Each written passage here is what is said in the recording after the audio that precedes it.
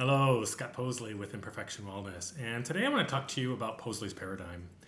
I wrote a book called More Than My Thoughts, and this book is based on what I call Possley's paradigm.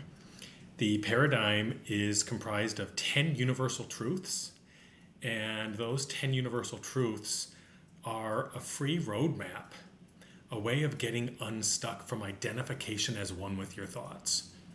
And let's backtrack a little bit. Growing up in a small, rural, conservative farming town, knowing from a very young age that I was gay wasn't a choice, was how I was born. Let's get that out of the way. But that being said, I always felt like I was on the outside looking in. And I went to a Catholic grade school, I had a loving family, but that's something I hid for 20 years. And we'll talk about this later on. I realize how traumatic that was, and even if you don't identify with that as being traumatic, it was definitely unresolved emotional energy. But along the way, I always thought I'm having these horrible negative thoughts that say I'm worthless. I'm not good enough. I'm not good looking enough. No one's ever going to like me if they know the real me, so I have to hide. And in that hiding, I learned to navigate and be who I thought you wanted me to be, whoever you were. When I was, later in grade school and the bullying started, I definitely started shutting down because who am I going to talk to? I'm definitely not going to go to my mom and dad and say, hey, I'm gay, and they're bullying me. I was scared. I was lost. I was overwhelmed. And as I got older and the bullying continued, I started shutting down. And for me, my comfort was food. And I got through high school and went to college. But in college, I didn't want to be overweight anymore. So then I flipped it. A little anorexia and bulimia never hurt anybody, right? And I lost about probably 100 pounds. Very unhealthy. I know I did damage to my body. And when I couldn't turn to food when I was in college or didn't want to turn to food, I turned to alcohol. And alcohol wasn't a problem, but I definitely enjoyed several drinks. And I'm not talking about beer. I'm talking about a bottle of wine, several finger pour of liquor. And this ebbed and flowed throughout my life, but definitely during the pandemic of 2020, it reached an all-time high.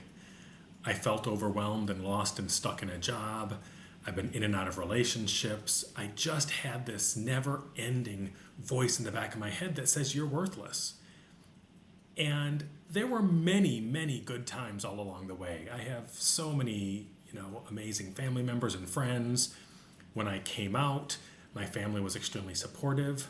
But even though I had that support, I was still stuck and identified with and associated with those thoughts. And one day it all came to a head, probably several months into the pandemic. And this wave of comfort came over me. I was out in Fire Island. It's a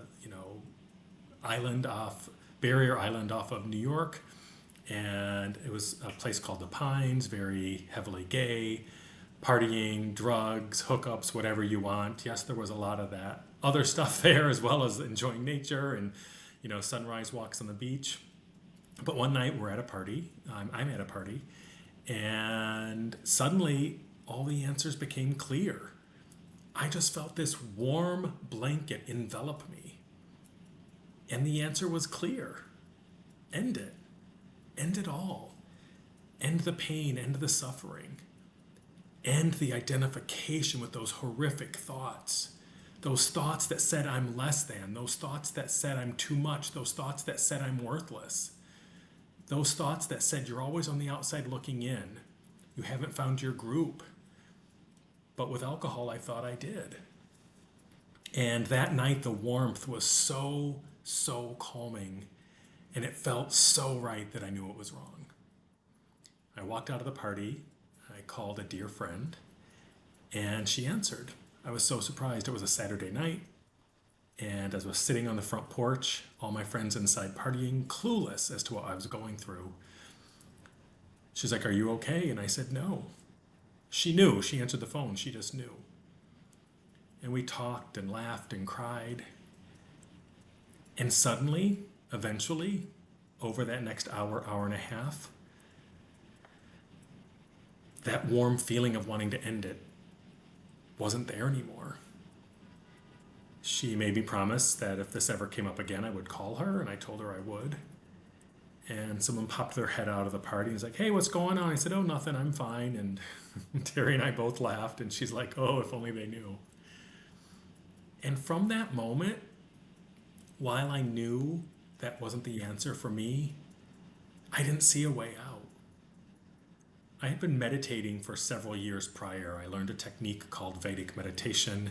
It's very similar to transcendental meditation, and all that means is you're given a Sanskrit sound. It's not even a word, it's a sound vibration. And that sound vibration helps you go beyond thoughts. It helps you transcend. So it's a transcending technique. But the type of meditation I learned, as I said, was Vedic meditation. And I'd kind of turned away from it for a while during the pandemic. And after that night, I kind of gave up and said, I can't fight this anymore. I can't do this anymore. I wasn't looking for a sign, but I knew something needed to change. I tried getting back into meditation. I sold an apartment that I was living in, and in New York City, they have co-ops, and these co-ops are managed by people who live in the building, and it was a very negative situation. I was working in a job that was very stressful. It wasn't a healthy environment, and I just kind of had lost my footing. Things just really felt like they were piling up on top of me. And all the while, I knew how effing blessed I was. I knew how much I had, but I didn't feel it. And I think knowing versus feeling is so different. And that was what really messed with me. Not only was I calling myself worthless and being mean to myself, but I'm like, you have everything. And you're acting like a spoiled brat, you privileged little brat. And that was such a mess that had lasted for so many years, on and off. Good days, bad days. But everything I wanted seemed out of reach, even though I had so much, because of the self-sabotage, that voice going on in my head. Failed relationships, I'd connect with somebody, and then I'd shut down. And again, I look back in hindsight, and as I'm working on another book and continuing to do the work, the emotional layering, because it's not just one and done, it's layered, I'm realizing the trauma of being a closeted gay man. But that's not what we're here to talk about today. We'll talk about that later. So as I continued my meditation practice, I clicked on a link one day, and there was an opportunity to become a meditation teacher. And to become a meditation teacher in the Vedic tradition, it is 3 months living in India. And while I had sold my apartment and moved to a new apartment and was renting, I never saw myself being able to leave from financial and security and healthcare, and how am I going to do this?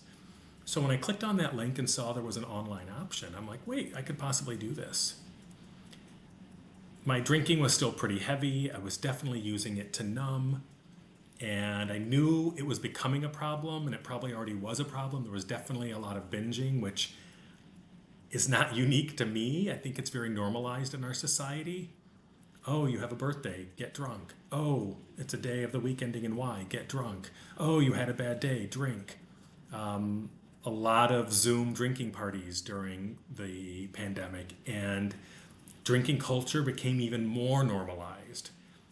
And if you look at kind of the data and the research from that era, there was huge spikes in alcohol consumption. People were lost and overwhelmed. So I knew I wasn't alone, but I also knew, what was I searching for? So I clicked on the link. I went to the overview talk, that kind of the Q&A, and I realized that in the fall of 2023, I was going to enter and become a meditation teacher. I got to make sure I get my dates right on that.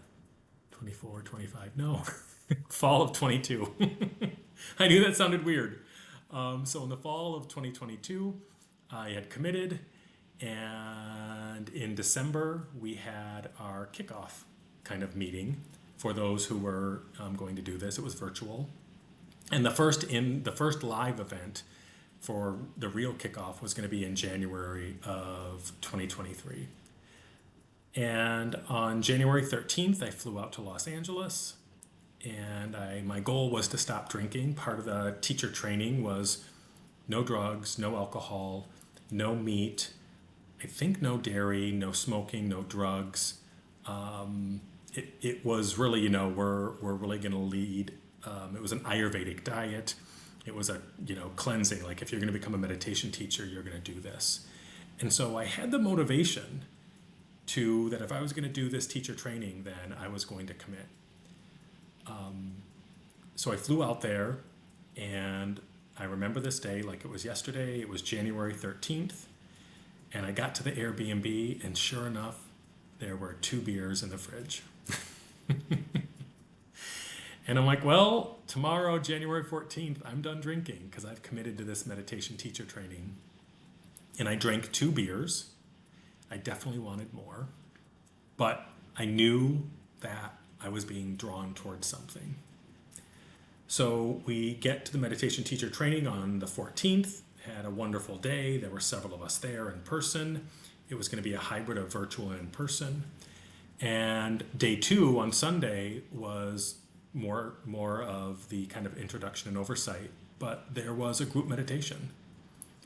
And I've done group meditations before with Vedic meditation, and this was the first time I had done a group meditation in years, especially one in person with a group of people that were committed to being teachers.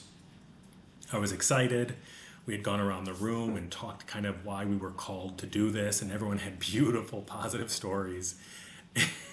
And it got to me, and I had to pause for a second. And I just kind of burst into tears, and I'm like, my story's a little different of how I got here. And it didn't matter how I got there, it mattered that I was there. And so we go into this group meditation, and what you do in this meditation tradition is you sit with your back supported, your head and neck are free so your head can move freely, you close your eyes, and you gently and effortlessly think your mantra to yourself. Again, I'd had my mantra for several years at this time, and as I closed my eyes and the mantra came to me, tears just started flowing out of me. And then I was sobbing and heaving and sobbing. At one point I had to get up and get some tissue, blow my nose. And I came back and the tears continued. And within all of that, there was this energy surge. And 20 minutes went by. Again, we practiced 20 minutes twice a day as recommended, and this was a 20-minute meditation. And I didn't stop crying the whole time. And when the meditation ended and we opened our eyes, I stood up, and one of the teachers who was helping out with the event, Trudy, walked over to me, and she's like, "Are you all right?" And I hugged her, and I said, "Ooh." There comes the emotion. I said I meant to be here. I said, there's a reason I'm here. And I'm worth it. And I didn't know it at the time, but big things were coming. But I remember saying to her, I'm worth it. I'm meant to be here. And then I clarified, on earth. Yes, I was meant to be at that teacher training. Oh my gosh, I haven't recounted that night in a while. Yes, I was meant to be here at the training, but I was meant to be on earth. And little did I realize what that would mean in the coming months. I had finished the weekend and gone back to New York City, and I was interviewing for a new job. And the new job was a senior vice president role. It was doing DEI work, a passion of mine, with one of the largest hospital systems in New York. Actually, I think in the United States. It was a huge hospital system in New York City. And I was the final candidate, and I was about to be selected. And in between, we're going to pause for a second, let that siren go by.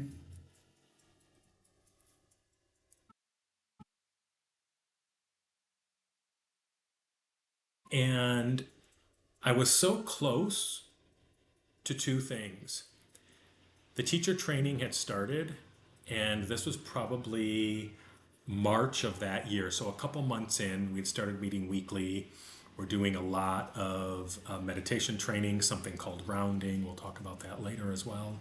But in the midst of it, two things were going on. I woke up in the middle of the night and I'm like, I'm moving to Lisbon if I don't get this job. But I'm pretty sure I'm going to get the job. But Lisbon was a beautiful backup. Through family on my dad's side, I had citizenship, so I could travel freely in the EU. And I thought that would be a beautiful backup plan, but I'm not going to need it. And again, the answer came to me. It's not something I thought. It just showed up, literally like a light switch. I talked to my recruiter a couple days later, and she's like, you're the final candidate. I'd gone through, I think, 4 months of interviews, rounds and rounds and rounds, panel interviews and individual interviews. I mean, I went through the gamut, and they said you're their top candidate, and they should probably call you in a couple days, and you'll get the offer. They're putting your name forward. That's what the recruiter told me. So I remember I was out visiting a friend, working remotely. Again, still coming out of the pandemic, but a lot of remote work then. And I got a call from my recruiter. And I looked up at my friend Donna. I'm like, oh my God, it's my recruiter. I think I'm going to get the job offer. And I answered the phone. I'm like, hello. And she's like, Scott, I don't know what to tell you, but you were selected and they gave your name to the president and he changed his mind. He doesn't want a PA, a physician assistant, and he wants to start the recruiting over. She was dumbfounded. And as surprised as I was, I said, okay, thanks, I appreciate it. I'm sure we made a little other small talk. And Donna's looking, trying to figure out what's going on. And I hung up the phone. I said, I'm moving to Europe. I was so excited. Something that day in the group meditation exploded in me that I can't explain. And I might never have that moment again. You might never have that moment. And it's not a moment I want people to long for, because if it happens, it happens. If it doesn't, it doesn't. But I know through that journey, it was so inspiring, a gift that was given to me to create something well outside of anything I thought possible. That's my passion story. And so we begin by leaving New York City, my home of 20 plus years, leaving a secure job, moving across, moving overseas, all for this passion because I knew there was something bigger. So I gave a 2-month notice at my job. And again, as things frequently happen, I started getting a lot of ideas, and I grabbed a pencil and paper one day and I started writing down a bunch of words. Some of the words overlapped, some of them made sense, but they were concepts, universal truths that just resonated so nicely. And at the core of that was this concept: I am not what my thoughts say about me and the world around me. I have thoughts, but I'm separate from my thoughts. And I'd never had that thought process before. And I don't know when it started, when I started feeling that or believing that, but it definitely happened after that group meditation when I had this awakened moment. So I had that piece of paper and a bunch of other stuff, and I moved to Lisbon. As I'm living over there, I start drafting what I would come to be known as Possley's paradigm. 10 universal truths broken out into 9 pillars. And the whole point of that was to realize we have this egoic voice. Now, from a trauma-informed approach, internal family systems is something I'm working on right now as we speak, so more will be coming on all of this. But when I started writing the book, I had this concept of ego. And in the wellness world, this concept of ego is a sense of self, our identity. And that ego is scanning the environment. It's judging, it's rating, it's comparing. It's telling me I'm better than or I'm less than somebody. It's rating myself against others, and a lot of times I fell short. Earlier I mentioned how privileged I was, how much I had, and yes, I knew that, but I didn't feel it. And I knew my professional accomplishments were huge, but from a personal level, All that I had wanted my entire life was a relationship. And every time I got in one, I somehow self-sabotaged. Again, from a trauma-informed lens, I'm understanding more. But at the time, I had no idea why. And part of that is along with this ego, these never-ending thoughts that say I'm less than or I can't. And no one knows exactly where thoughts arise from, but we do know that we have a sense of self. So I don't know what you want to call that, but I call that ego. And I've named my ego Taz Scotty, short for Tasmanian Scotty, because sometimes that ego is just spinning and going absolutely crazy. And as I started drafting this, trying to understand more about the ego, what I realized is when I'm identified as one with my egoic thoughts, those thoughts that say I'm less than, I'm usually time traveling, and I'm time traveling to the past or the future.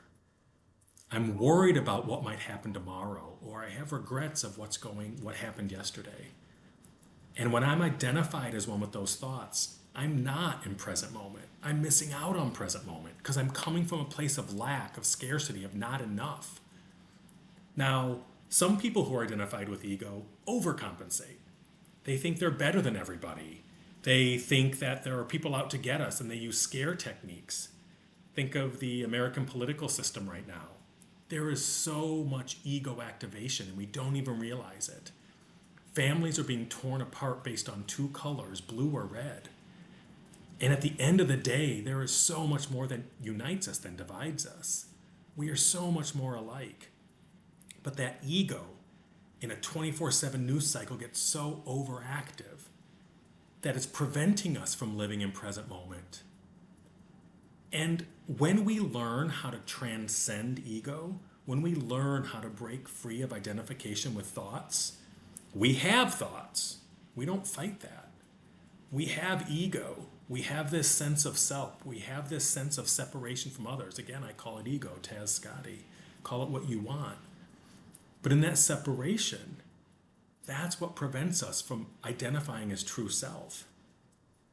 And so the three things I talk of are ego, true self, and present moment. Because when we can go beyond our thoughts, knowing that I'm the observer of my thought, and as true self, I come back to present moment, that's where the magic happens. And that's what I was inspired to do. And all those words I was writing down would finally become what I call Possley's paradigm. The book that I recently published that goes into great detail about this is called More Than My Thoughts. If you're interested in reading it, you can go to my website, imperfectionwellness.com. I'm currently selling copies there. And if I stop selling copies there, which might happen, it's available at other major retailers like Amazon or Walmart. But in that book, I talk through this journey, and then I go into the paradigm. And what I'm trying to do, another inspiring thing that came to me, was that mental health and wellness is a human right. And if I truly believe that, which I do, then I need to have free and low-cost resources. That's why I have my free podcast, a free newsletter. That's why I have free resources. If you don't want to buy the book or can't afford the book, you can download a PDF that's a smaller version of that. I have wellness journals. I have guided meditations. I teach meditation. I do sliding scale. My goal is to get ahead of the mental health crisis and start teaching people who want to learn. How do I, instead of stop my thinking, and how, instead of having this toxic positivity, oh, I'll just slap on a smile. No, that's what creates trauma. That's what creates these unresolved emotional experiences when we don't process them and lean into the discomfort. And so the 10 concepts broken up into 9 pillars are what we're going to talk about, and all the ideas that ebb and flow from them. I'm sure, if this isn't a challenge to anybody, I'm sure there are situations that apply where a concept is not in the paradigm, meaning I've talked with friends, I've applied the paradigm to myself, and almost without any variation, I'm there's a concept within the paradigm that can help support an issue, a concern, a frustration. But where we start with the paradigm is at awareness. Awareness of everything I just said. Awareness of everything up to this. That I am separate from my thoughts. I have thoughts, but they're not fully based in the truth. They're half-truths, fragments, and stories. And there might be some truth in there, but the human brain is not wired to always remember and tell the truth. So there is an interplay. You can look at neuroscience and you can look at psychology and sociology. I call it the psyche. I call it our human emotions. Whatever you want to call it, just know there's a lot out there. And I'm trying to base everything I do either in science or in understanding. And I don't have all the answers, but I have a path that worked for me that might work for you. So after we look at awareness, then we go into attachment. What are we attached to? Now, human attachment is needed. I know not having a close companion, a partner, definitely has affected me because human attachment is wonderful. But when I talk about attachment, I talk about egoic attachment, that I'm not good enough unless I have this item, or I'm less than if you have a nicer car than me, or if I don't have the same education as you, or my house isn't as nice, or my job title's not good, or I don't have this much money. And what happens with attachment is that we make happiness a destination. And so what I try to teach people is, it's not that we don't enjoy these things, but we realize we move away from happiness as a destination to realizing contentment and fulfillment is within. So that's what we talk about with attachment. After that, we move on to acceptance. And this one's tough for me, because what I have to come to terms with is that I am the sum total of every choice in my life up to this moment. I'm not a victim of circumstance or happenstance. I've made a lot of choices, and those choices have gotten me here. And there are choices I look back on that I would do differently. We'll get into forgiveness in a moment, but when we come to acceptance of everything as it is right now, everything as it was, I can't change the past, and everything as it will be, I can't control the future. And if you look at your area of control, it's very small. And in a 24/7 news cycle that is fear-based, that is scary. I have no control. Woo! Sitting with acceptance and sitting with that concept is very jarring. And that's why we take it stepwise.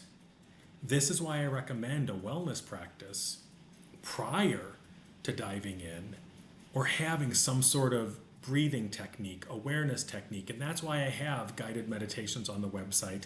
That's why I teach universal mantra meditation for free, because I want people to learn and have a foundation to parallel with. And I was talking with a dear friend one day, and I said to her, we don't want to learn how to meditate when things are bad. We don't want to have a mindfulness practice. We don't want to learn a mindfulness practice when it's hitting the fan, because it's too late then. And she made the best analogy. She's like, you're so right. When someone's drowning, you don't teach them how to swim. You throw them a life preserver. So the life preserver is this video. There are so many resources out there. 988 is the Suicide and Crisis Intervention Hotline. NAMI, N-A-M-I, Google that. They have a helpline and resources. I always tell people to go to ZocDoc.com or psychologytoday.com if you're looking for a therapist. I'm not a therapist. I don't pretend to be one. If you're in crisis, you need to reach out to crisis support, to a therapist, to 911. I am a physician assistant by training. I have been doing health and wellness since the early 2000s, so I have over 20 years experience.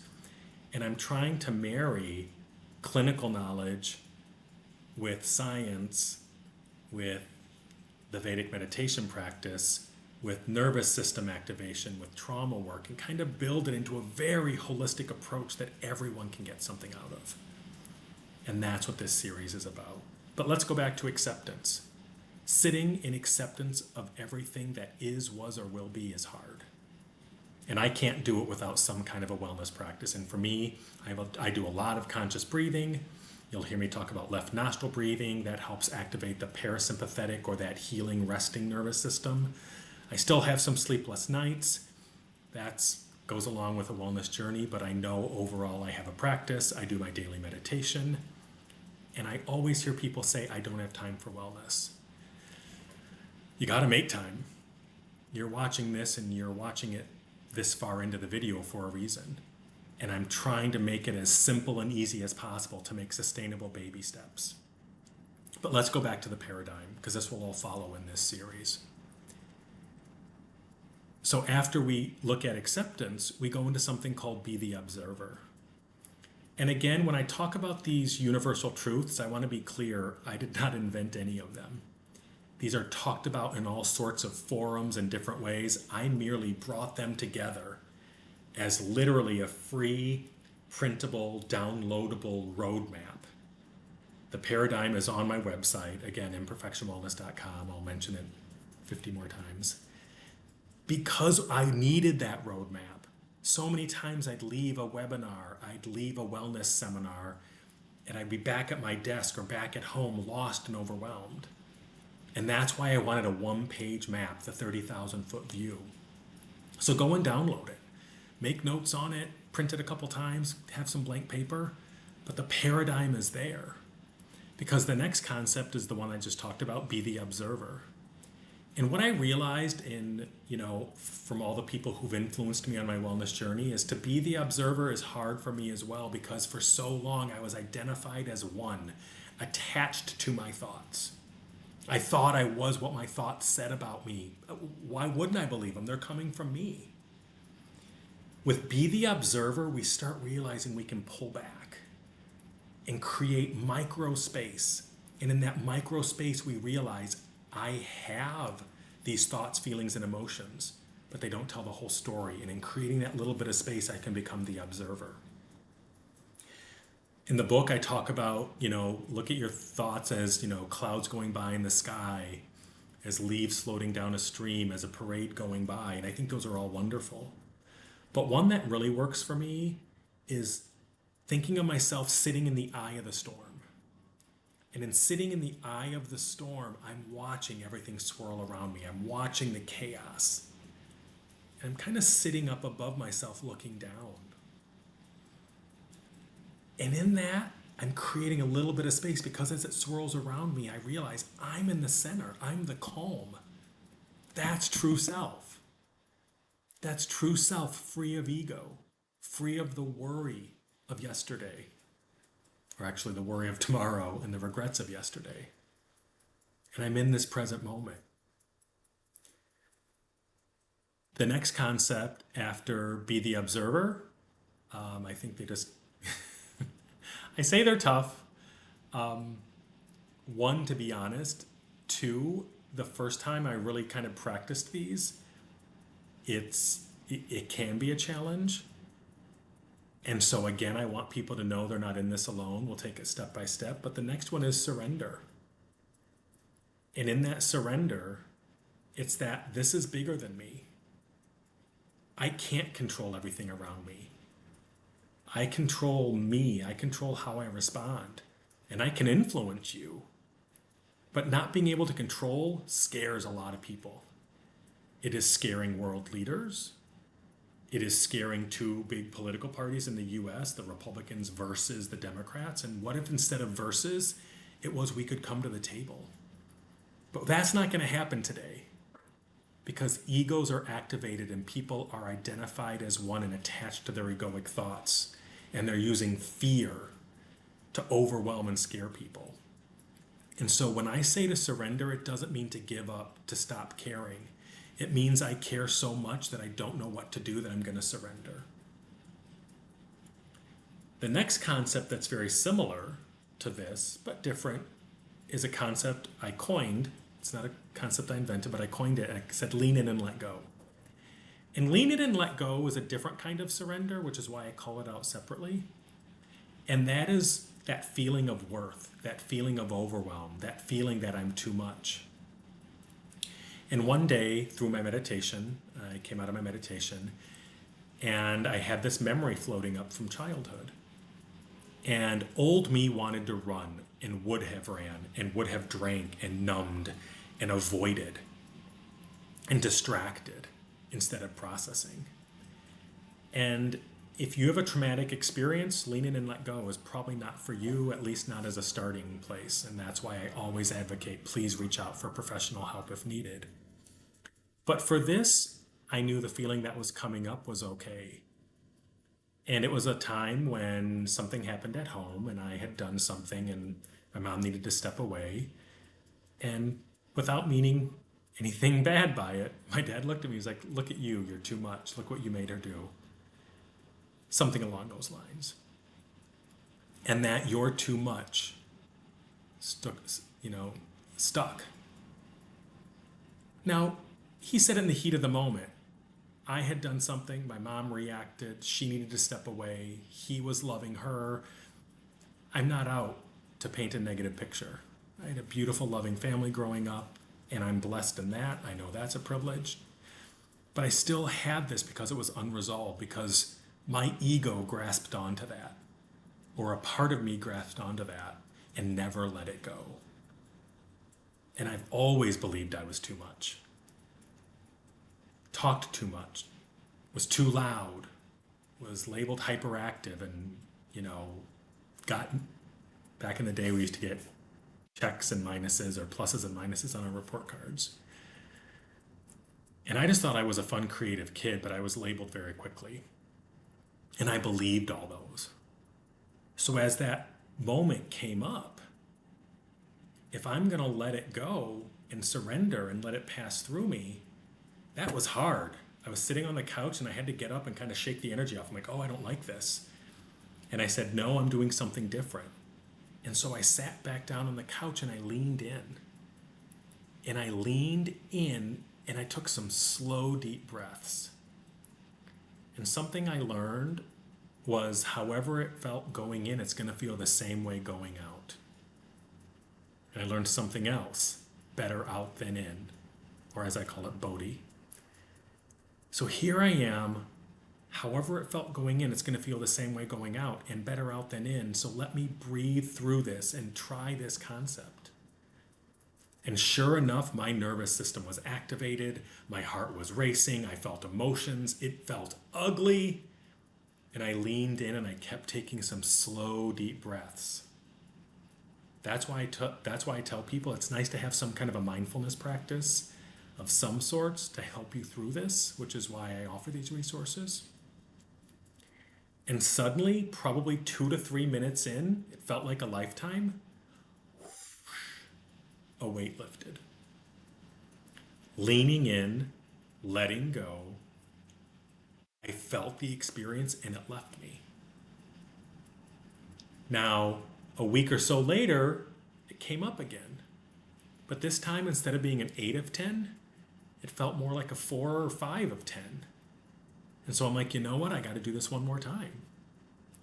So I sat down on the couch. I had my feet firmly planted. I felt my foundation. I took some slow, deep breaths and I let it come up. And instead of identifying with it, wearing it as a badge of honor, being victimized by it, being a martyr, saying, woe is me, I had this moment,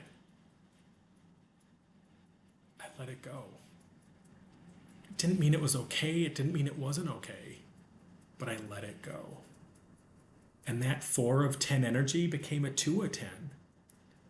I still remember in my mind, the version of it that I remember my dad saying it. I'm not mad at him. Not for that. I've worked through it. And instead of holding on to it, I've let it go. So it's a form of surrender that's different. And believe me, it's tough. But it's on our journey to wellness. What do we want to get out of this? The next concept I want to talk about is forgiveness. I want to be very, very clear with this. Forgiveness is for you. You do it if and when you want to on your time. That is so important. But the reason forgiveness is a part of my paradigm is because we carry so much emotional weight when we don't forgive. And know that when we forgive, it doesn't negate what happened. It doesn't make what happened okay.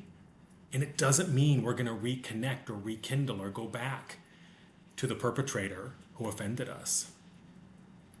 But I share this story because something happened with a family member who ultimately passed away.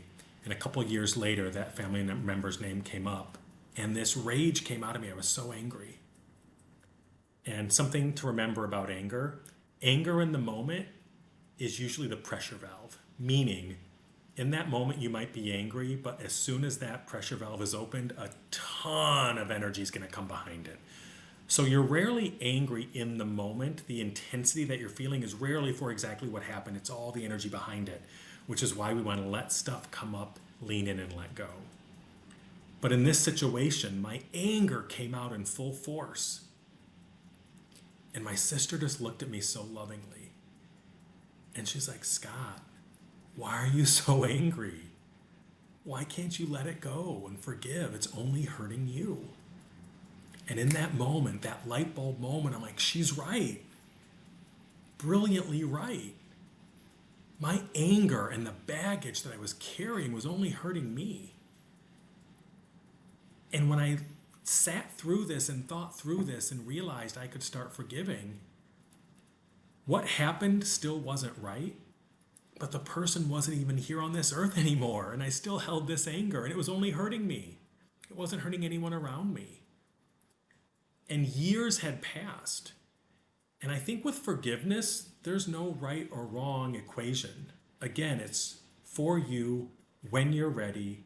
It doesn't negate what happened. But time is a huge aspect of it. Something that happened yesterday versus a year ago versus 10 years ago was very different. And you decide. And if it's too much and you can't forgive, then forgive yourself. Have radical self-compassion. That it's too early yet and you need more time. But see if you can let a little bit of the energy go. See if you can push it to the side and not carry it. I've talked with friends who said there are some things I can't forgive. That's okay. Then forgive yourself. Don't create a loop where you're upset with yourself and beating yourself up for not being able to forgive. That's not helpful. But for certain things, and I say start small, with the concept of lean in and let go, with the concept of surrender, with the concept of forgiveness, I'd start small. Get a quick win. Because it's those quick wins that build the muscle that we need to do the layer upon layer upon layer. I gotta tell you, that first year after my awakening was blissfully beautiful. And then reality set in, and certain things started popping up, and I'm like, wait, I had this enlightened moment. What happened to my joy, my passion? Like, was it all false? No. And some people will never have that light switch moment. And that's why I don't want people searching for it, because your journey is unique to you. And again, the fact that you've watched this video to this point means you're looking for something. And I don't believe it's one size fits all. It's one size fits some. Try a little bit of my paradigm and try a little bit of, someone else's, and just make sure it's supporting you. I always caution the toxic positivity movement though, because for so long I'm like, well, if I was just more optimistic, things would be better. That's great, but where are the tools behind that? And that's, again, why I created this roadmap. Moving on from forgiveness, we have what I call my mind shifters, or my mindset shifters, affirmations and gratitude. And affirmations and gratitude are not meant to negate what is going on. And I had someone say to me, don't use affirmations and gratitude for mood making. And just so you know, mood making is kind of like that toxic positivity. I'm going to create a mood. Oh, I'm a wellness guru, so I can't talk about having a bad day. Oh, I'm teach meditation, so I got to tell people, oh, I have no problem sleeping. I sleep perfectly every night. Not true. My insomnia is much better, and I have some nights where I don't sleep as well, but instead of saying I have insomnia, once in a while I have a night where I can't sleep. We start changing how we interact with our thoughts. We'll talk more about that as well. But affirmations and gratitude help take the edge off. It shifts our mindset from a place of lack, of scarcity, into, you know what, things are okay.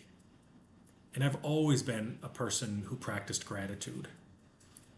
Standalone, I don't think it was helpful. Gratitude is not meant for you to not feel your emotions. When I have a bad day, I'm allowed to feel that. Because when I say I'm feeling it, I know that the feeling will change.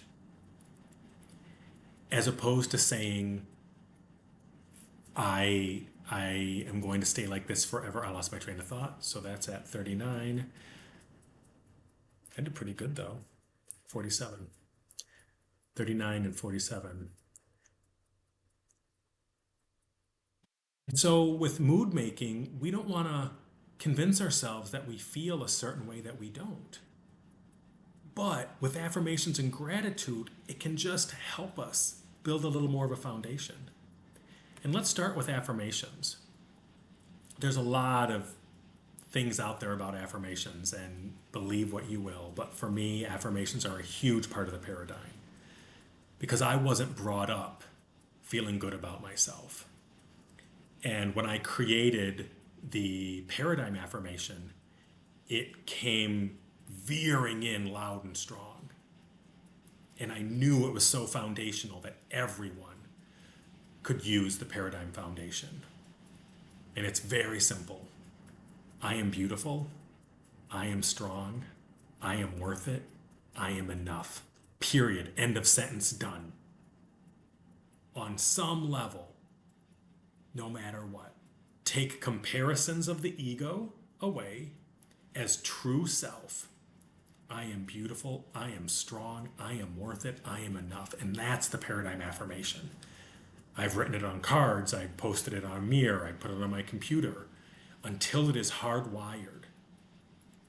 Now, when I'm having a bad day and I look in the mirror and my reflection, my brain, my ego, that comparing says I'm ugly, I'm not good looking, I don't look like this person, and I realize I'm in that judgment, comparing and rating and putting myself down, I come back to that affirmation. It's like, what does true self say? True self knows. And that's why I like affirmations.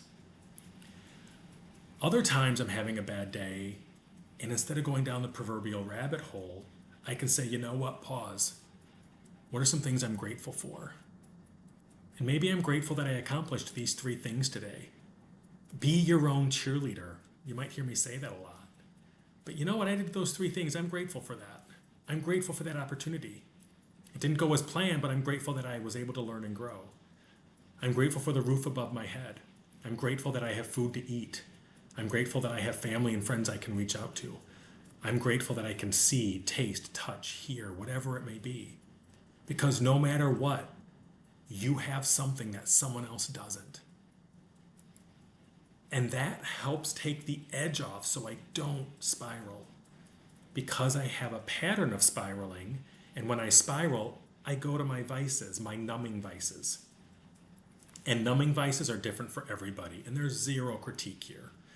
But numbing usually takes several different forms of dopamine kicks, sex, drugs, alcohol, shopping, exercise, shutting down, avoiding.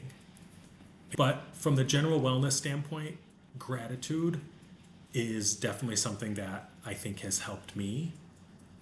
And again, I don't want to make people say, oh, I have to be grateful so I can't have a bad day. Let's not get it flipped around. Feel what you're feeling, lean into the discomfort, see what other parts of the paradigm, what's being activated, and saying, you know what, feel that, and is there something I can be grateful for today? I had started writing a book back in 2009. I put that away. I started writing the book that is now titled More Than My Thoughts. And I found notes from 2009, and A lot of overlap. So there was definitely something on the radar there. But the reason I stopped the book and stopped writing it was because I didn't have an ending. I was still having bad days. I still got into this pattern. And when you think about it, depending on how old you are, that's how many years you've had of pattern behavior. So if 2022, 2023 was my awakening, everything up to that was a different patterned behavior highway. I call it pattern behavior highway of how we act. And so I would easily stumble and fall because I didn't have the roadmap. And so many times I pull back, I pull out this roadmap to use. And so the last concept, and it's really not the last, it's the last we're talking about, but when you print your copy of the paradigm, again, literally, as I'm talking, go to imperfectionwellness.com, click on Possley's paradigm, download your free copy, pull it up on your phone. You can follow it in any order. You start where you want to start. I do think they build on each other, so I do start with awareness, but start wherever you want to. I talk about next right action or the action step of the paradigm because it's monumental. And it's monumental because when we have these aha light switch moments that feel like things are amazing and wonderful and can't go wrong, we're great until we're not. And then something happens, someone says something or does something, we get activated, we react, and suddenly we're paralyzed. And I would sink back into the couch. And again, it reached its ugly head, and drinking became my numbing agent of choice. I was the life of the party, I had fun, I have many wonderful moments. Often I took it to an extreme, and if I was going to have one drink, I might as well have 5 or 6. Living in New York City as a gay man, that's socially normal, so I don't think I stood out. As I'm not drinking anymore and out with friends, seeing them drink, I see that I drink differently. But regardless, it was socially acceptable. And I think that's beyond the gay community of New York City. I think that's worldwide. We celebrate with alcohol. We reward people with alcohol. And there are many other things that people numb with. Not a critique at all. We're learning and growing. And for me, I needed a motivation. Becoming a meditation teacher was my motivation to quit drinking. I have friends who are in sobriety who've gone the 12 steps. Wonderful. I've had other people who exercise. Wonderful. What works for you? But be careful that we don't use wellness, meditation, exercise, what you would consider healthier habits, to bypass the work, to use that to numb and avoid. There was one time where I wanted to avoid something, so I said, I have to go and meditate. I did meditate, but I was using it to avoid, as opposed to sitting in the discomfort, leaning in and letting go. So that's why action is so important.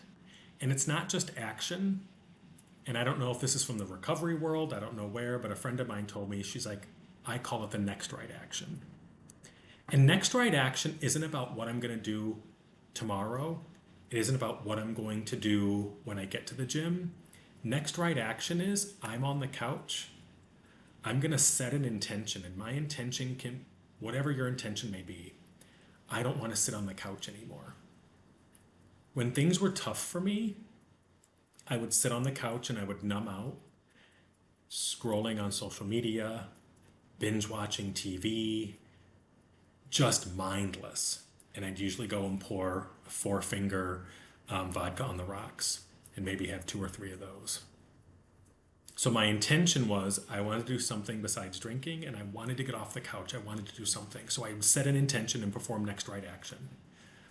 And there were times where going outside and going around the block felt overwhelming to me. And so what was my next right action? Turn the TV off. Well, first of all, set the intention. Set the intention to go outside. Walk around the block. And if I can't walk around the block, I'm just going to get up and go outside. Great, that's my intention. That's a real intention. And if you accomplish that, just setting an intention, if you make checklists, make that checklist and check it off. Remember, be your own cheerleader. And I do love checklists, by the way. My friend Allie and I talk about them all the time. I've done stuff before and then gone and edited to a checklist just so I can check it off for that sense of accomplishment. Your brain is wired for that. Your brain is wired for those wins. So it's all right to take credit for it. But if you want to go outside and walk around the block, what is your next right action? Set the intention and then get dressed. Oh my God, it's hard putting my shoes on. It might be. So then worry about getting your socks on. Getting your socks on is the next right action.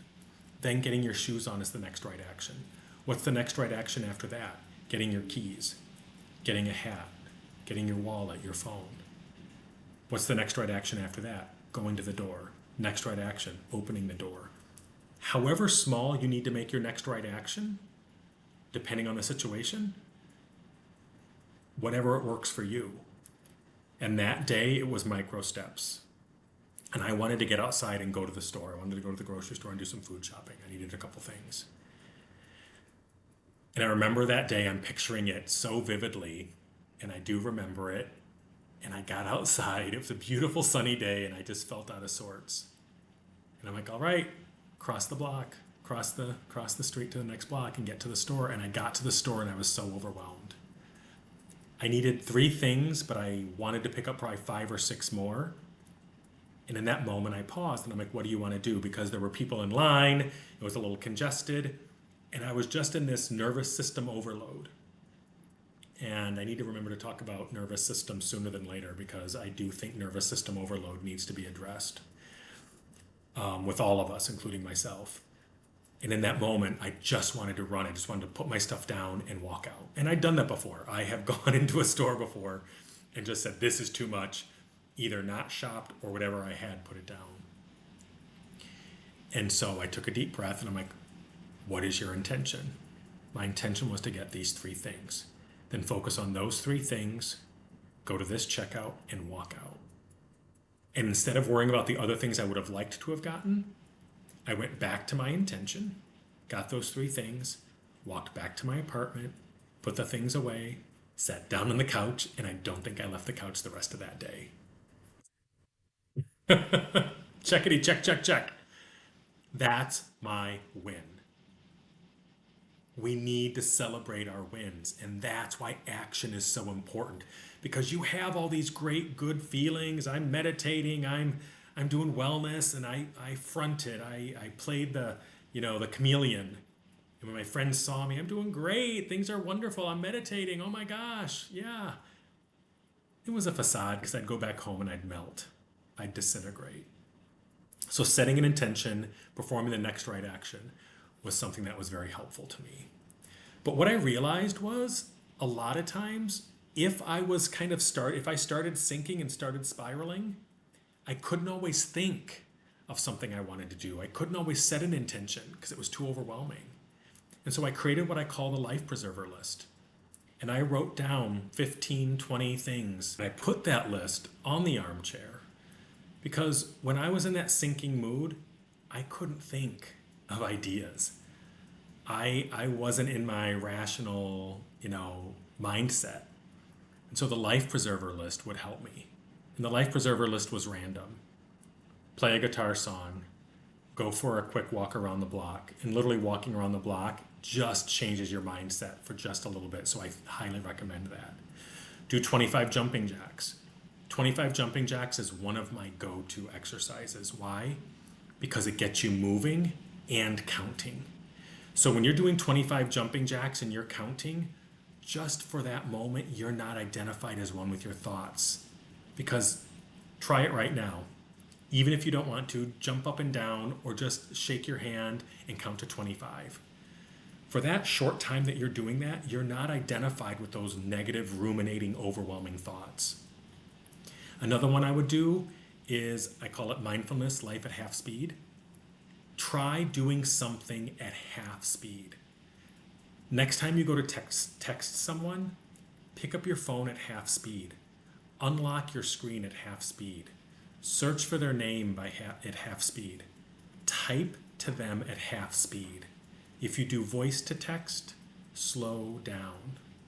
This is probably the speed I should be talking, but I'm a fast talker, so you might need to play this at a delayed speed.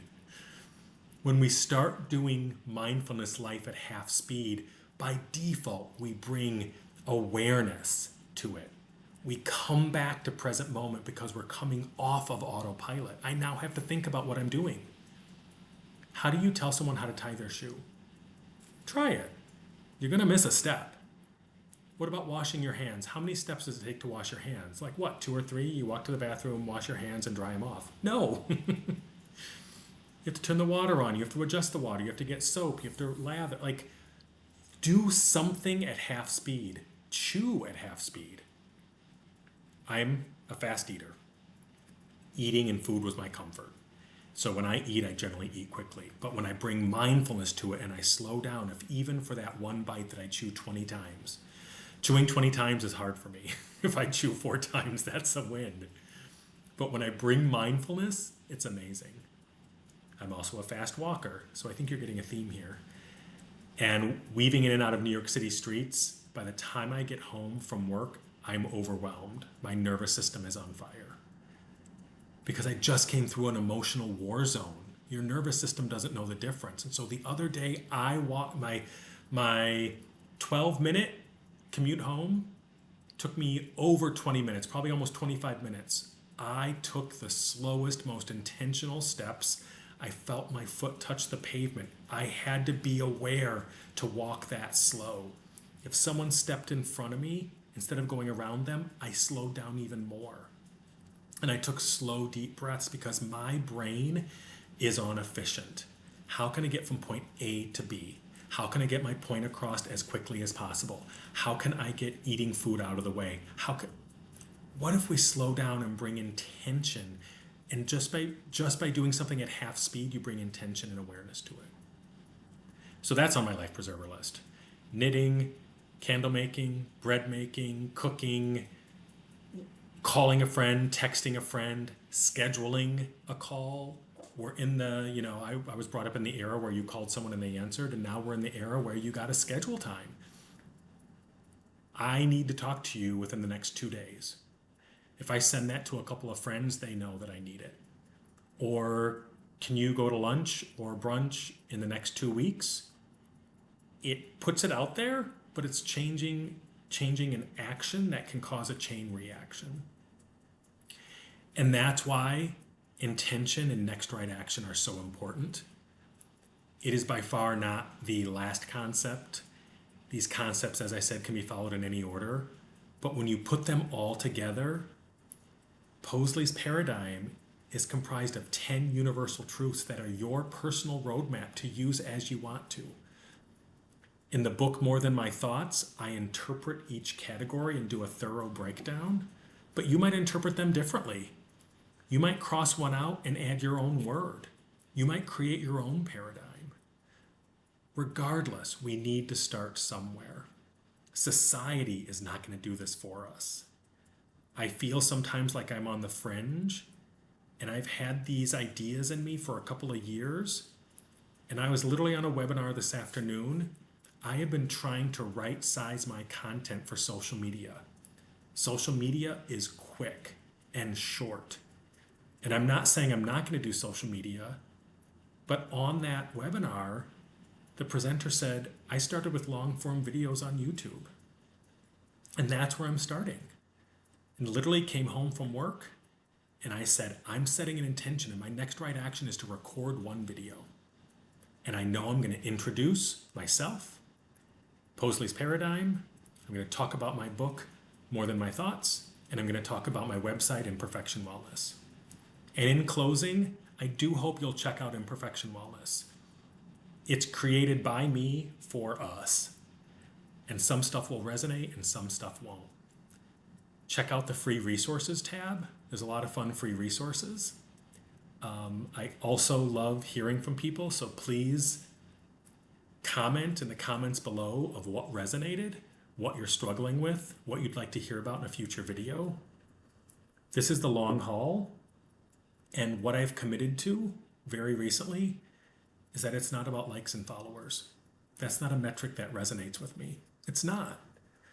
I'm told that that should be my metric of success. And I've tried to fit that mold. I've tried making my social media clips and trying to get people to like them and share them. And it's like that. So I stopped. And I do have some stuff on YouTube on my Possley Paradigm channel. And I went to it and saw, oh, it only got this many looks. And I'm like, only? That's 10 more people or 50 more people.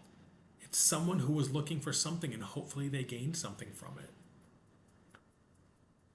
I hope this resonated with you in some way, shape, or form, because if you're listening to the end, something clicked. So I guess this is where I'll close. Video 1, check. Imperfect, check. Gonna publish my imperfect video, check. I can't check it yet because I haven't published it yet. But if you're looking at it, you know that I took credit for that. So again, would love to hear your thoughts. If you're interested in seeing more, please subscribe, but that's up to you. I do have a newsletter that you can sign up for on my website. I have some podcasts that are wherever you get your podcasts. You can also, I was going to say you can listen on my website, but I don't know if I have them on my website. I think they're linked to Apple and Spotify and YouTube. But yeah, this was amazing for me because it's a venue I didn't see myself in a format I was unsure of until I set my intention today after that webinar. And this was my next right action. So thank you for listening. Thank you for being along for the ride. And as always, wishing you the best on your wellness journey. Thank you.